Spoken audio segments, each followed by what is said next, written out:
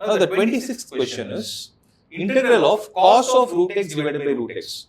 Remember, inside cos you have something other than x. Okay, so most probably that is a function you need to substitute as t. So in this question, if you see, we need to substitute root x as p.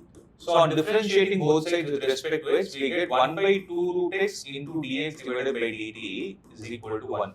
So dx divided by root x, right? Dx divided by root x is equal to how much? Root x 2 times dt. So dx by root x is 2 dt.